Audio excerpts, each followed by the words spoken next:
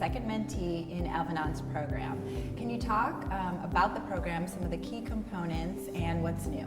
Many emerging designers and companies that fail, when they look back in hindsight, one of the first things they say is that we wish we would have paid a little bit more attention to fit. Because fit is one of those things really that's unforgivable.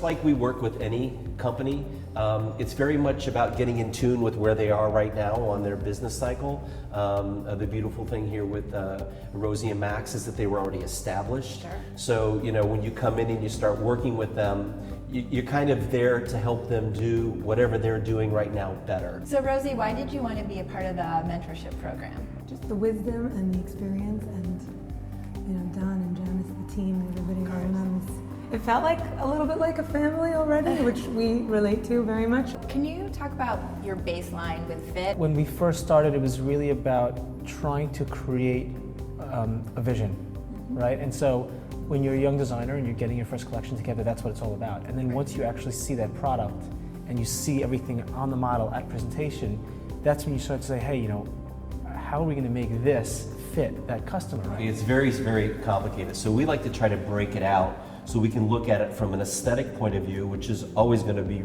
Rosie's vision. Yes. And then we're going to look at it from a technical and practical point of view. So we started with some of the simple things like, what core size are you fitting on?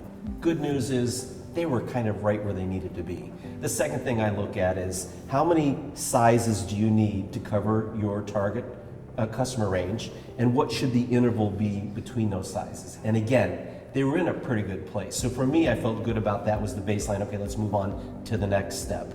And of course, the next step is all about that aesthetic versus technical, and how do you make that all come together? And so you talk a lot about combining the art and science, and is that really what it's about?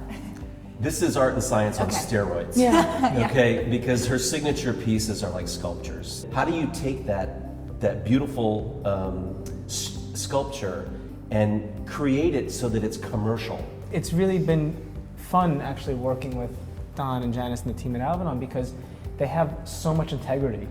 And when we sit with them, it's really a very comfortable conversation, because we never feel like they're trying to be pushed out of our comfort zone, right? It's very respectful of, this is where your vision is, this is who your customer is. Okay, great, and here are the stores you're working with. We're respectful of all of that.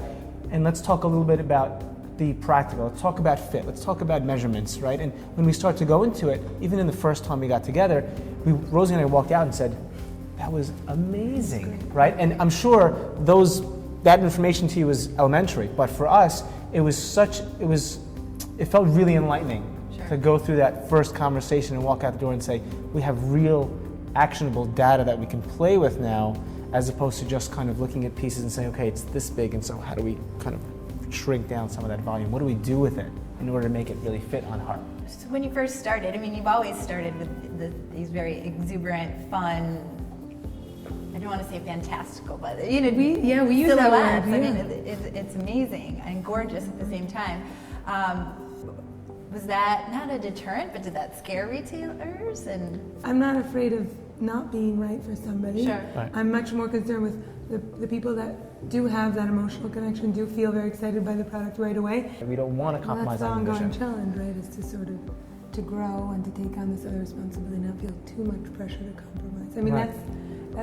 That's sort of hopefully never-ending journey, right? I love this. You guys clearly know who you are. But looking ahead, what do you want to be known for? Great fit, great fabrics, and emotional.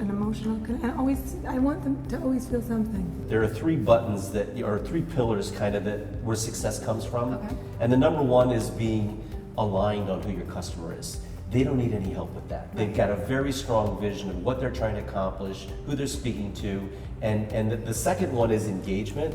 Their customers are already there. They're engaged. So to answer your question, do you want to change that? Of course not. Okay, great. You want to engage with the people who you've set out to engage with. And I won't put the third one in here because I think it's really important, especially for these guys, because they're so young, they're so nimble. The third one is innovation. All companies that are successful innovate. And it doesn't mean that you have the latest app or the latest technology. In their case, it's about stopping and thinking about what you're doing and being nimble enough to do it differently.